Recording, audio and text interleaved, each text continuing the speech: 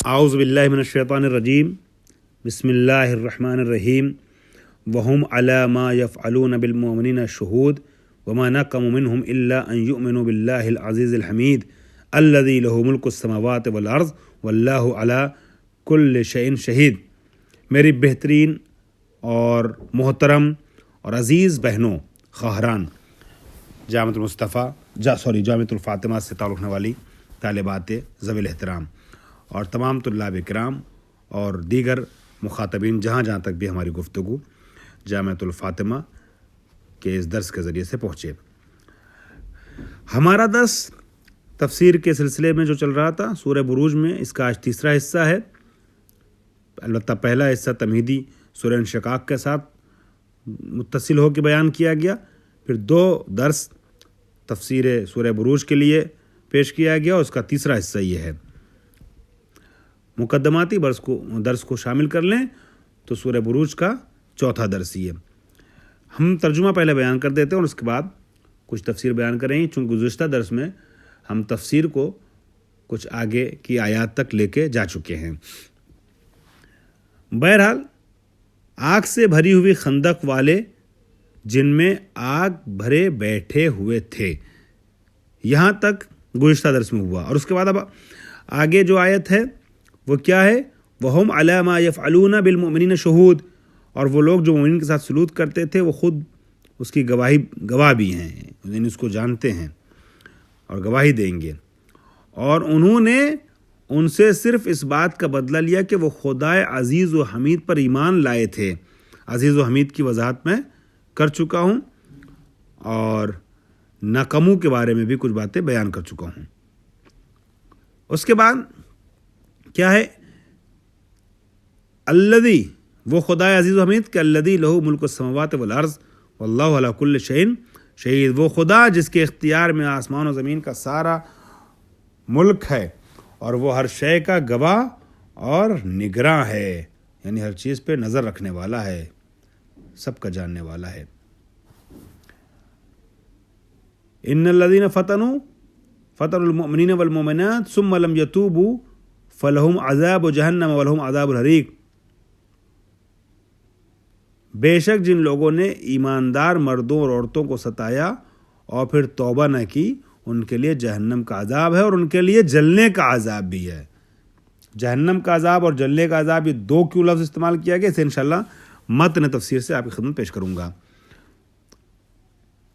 پھر ارشاد ہوتا ہے ان الذین آمنوا وعملوا الصالحات لهم جنات تجری من تحتها الانہار ذلک الفوز العظیم فوز الکبیر،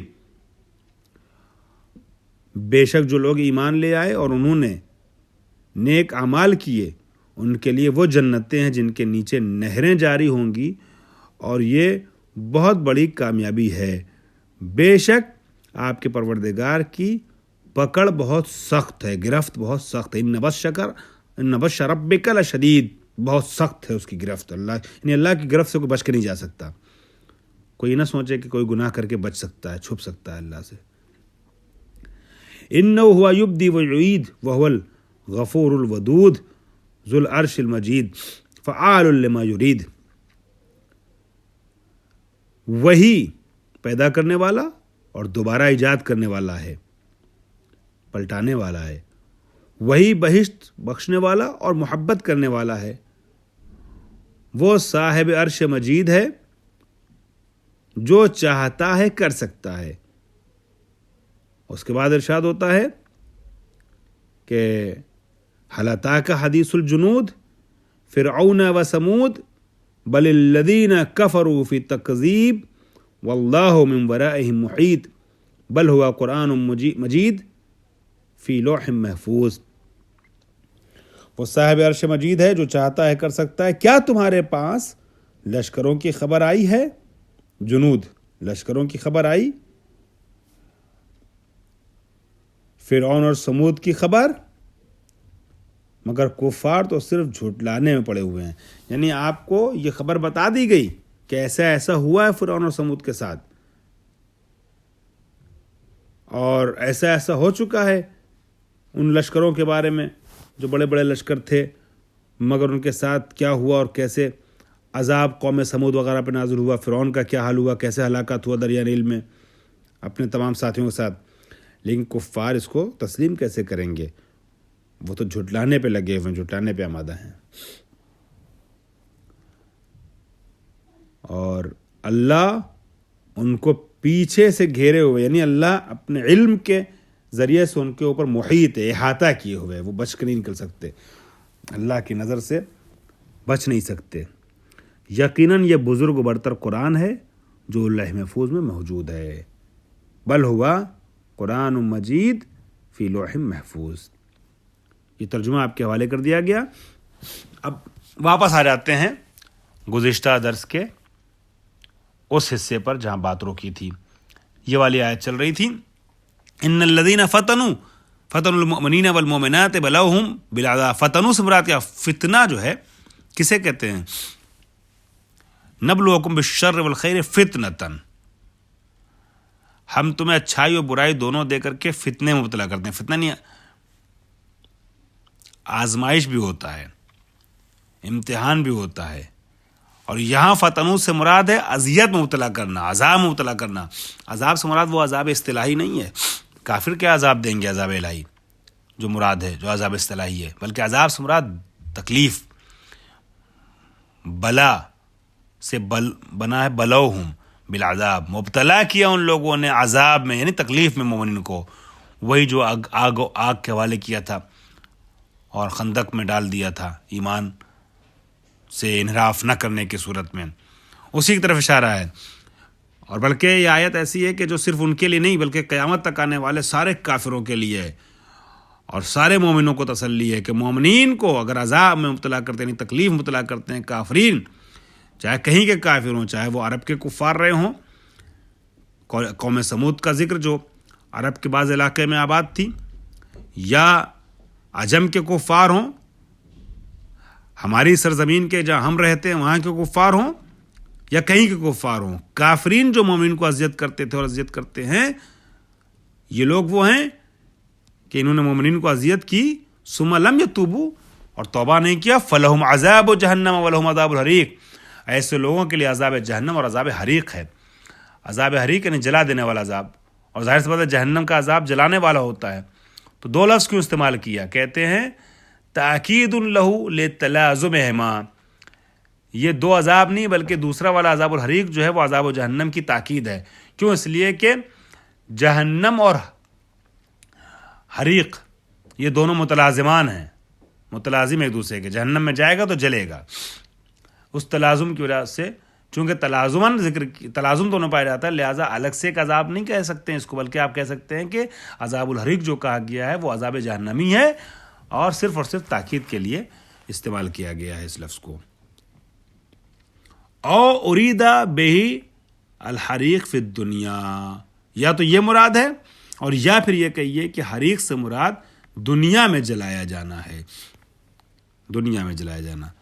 لیکن عذاب الحریق سے میں سمجھتا ہوں کہ پہلا والا احتمال زیادہ صحیح ہے، اور قرآن کی دوسری بہت سی آیتیں جہاں پر اس اصطلاح کا استعمال ہوا وہ شاہد ہے اس بات کے اوپر کہ عذاب الحریق سے مراد عذاب جہنم ہے.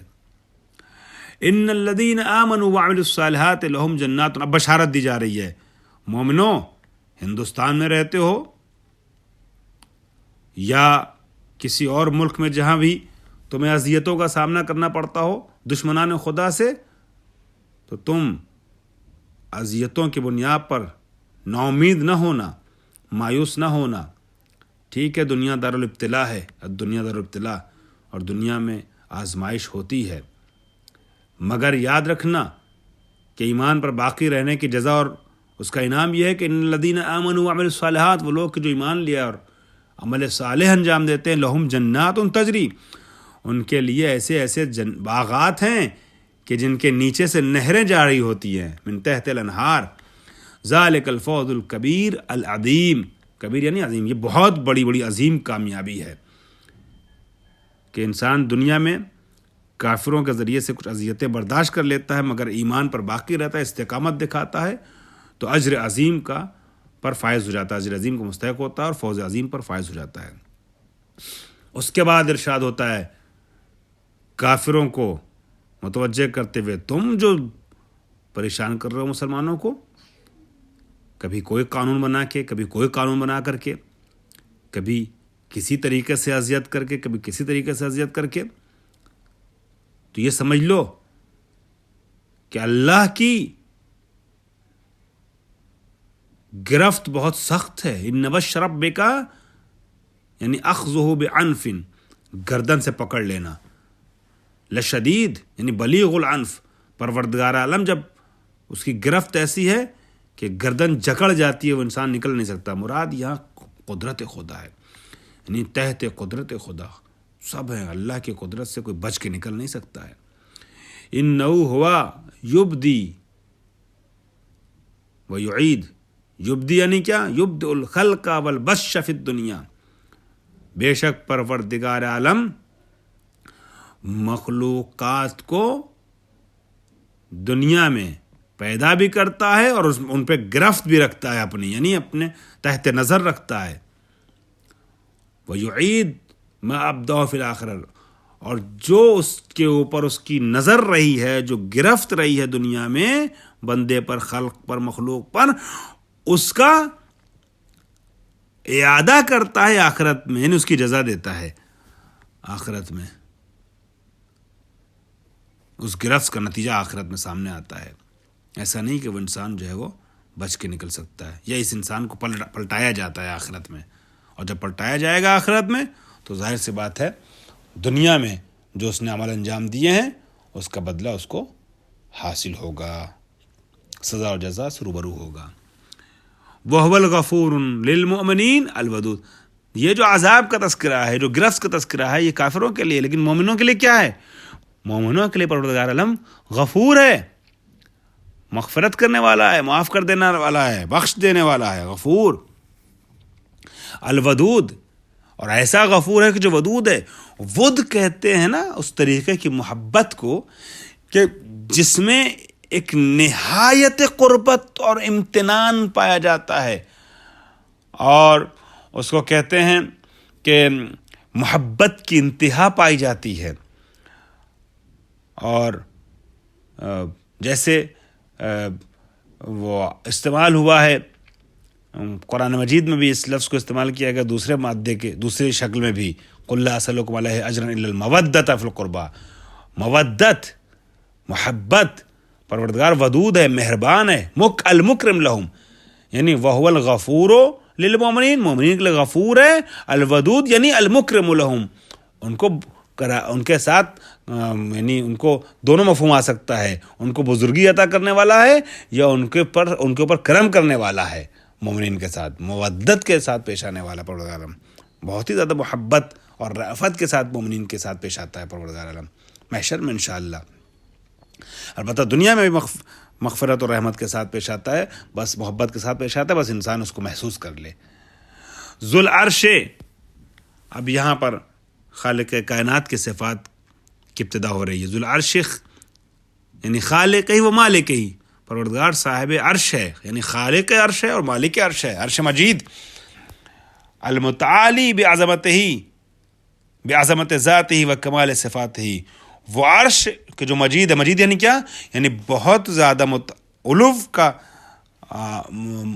یعنی صاحب علو ہے، دارہ علو ہے، متعالی ہے، بڑا عرش ہے اپنی عظمت کی وجہ سے، عظمت ذات کی وجہ سے اور کمال صفات کی وجہ سے.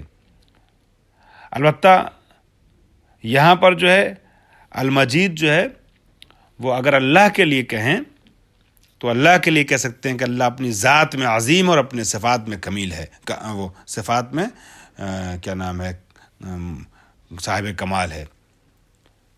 بہرحال وہ پروردگار عالم جو صاحب عرش ہے اور پروردگار عالم کو جو مجید ہے، یا صاحب عرش مجید بھی کہہ سکتے ہیں.